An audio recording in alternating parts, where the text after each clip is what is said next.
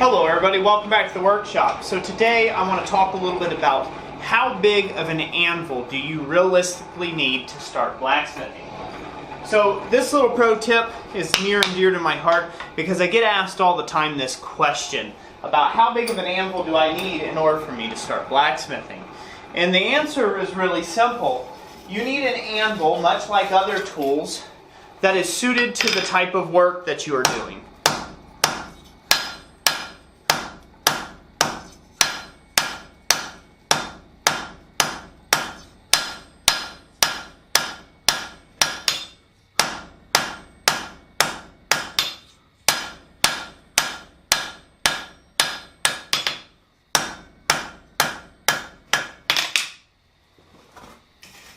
So what this means is, since you need an anvil that's suited to the kind of work that you're doing, this means that you don't need a ginormously huge anvil. This anvil here is Olga. For those that are part of the channel, you know that I've affectionately named my anvil Olga.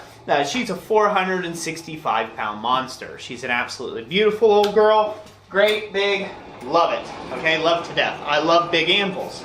Now, I am also using this Anvil 365 merely. I work year-round as a full-time blacksmith, and so therefore having the extra weight, having the extra options such as the square horn on the one side and round horn on the other, and multiple amounts of tooling really help me out.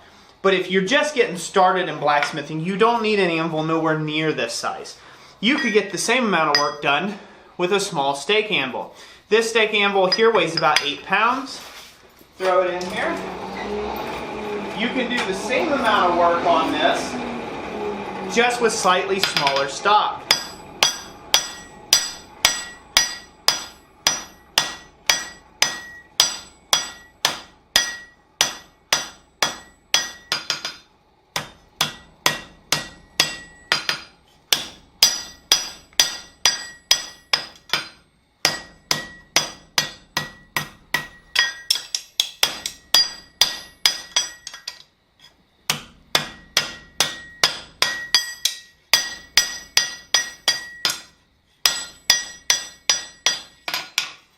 So you can get the same amount of work done with a small anvil surface and anvil size as you can with a much larger counterpart. Now, where does a big anvil come in handy? A big anvil comes in handy because of its mass.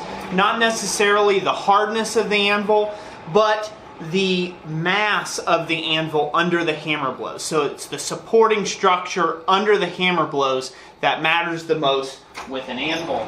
Now, a hardened surface does help with some surface tension and provide a small degree of rebound, although it's mostly the mass that is providing the rebound from a hammer blow. But the hardness stops it from wearing down, or the abrasiveness of forging from wearing down your anvil surface.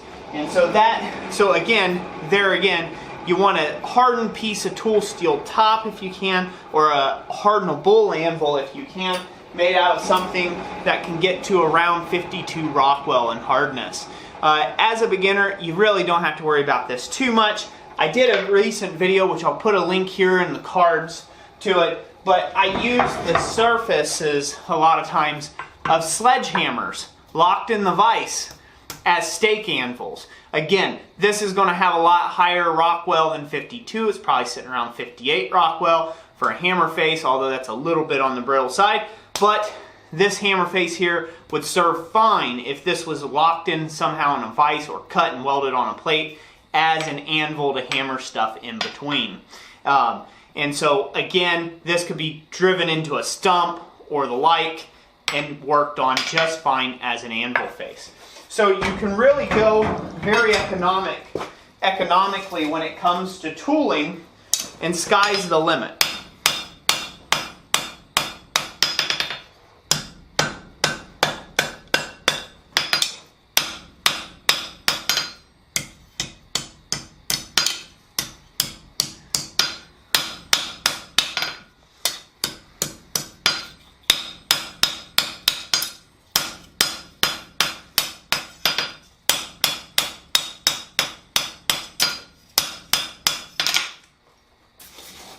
Alright, so at this point in the video, just before we end this video, I want to talk just briefly about some of the upsides and some of the downsides about having a big anvil or a small anvil.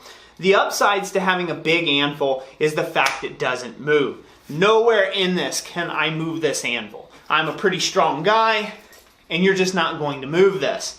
As where a smaller anvil, downside, you're going to be able to move that thing all over. Even if this is driven in a stump, it's lightweight, it's portable, it's just going to bounce.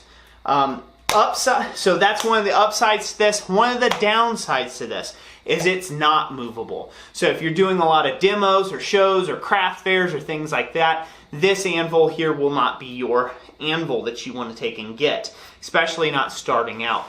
If you can get a huge anvil, go ahead and get a huge anvil. I'm not saying don't, but a lighter anvil sometimes right around the 100-pound range is about perfect for a beginner just starting out. But again, we all start with the tools that we have. So, upsides to a small anvil: lightweight, portable. Downsides: it's lightweight and it can move around a lot. It's less stable, less mass. More mass on a bigger anvil, less mass on a small anvil. One big downside to a large anvil is reach. So on a piece that is getting tight, like this small scroll here, this anvil horn won't allow me to get in there and reach around and tweak any of that scroll. As where a small anvil for smaller work allows me to get in there and true things up just fine.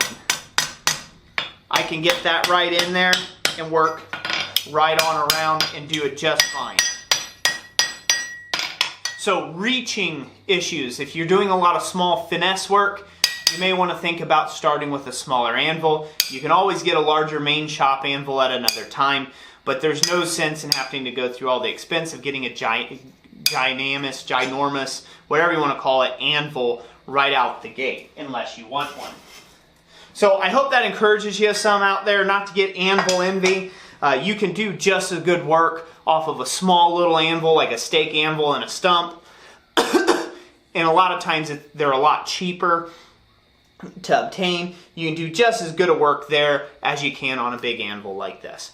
So that's it for this video. I hope you liked it. If you did and you would like to support this channel, remember to hit that like button and go check out our website over at blacksmithpdfs.com and considering purchasing a power hammer plan or other educational resources that I have there around the subject of blacksmithing.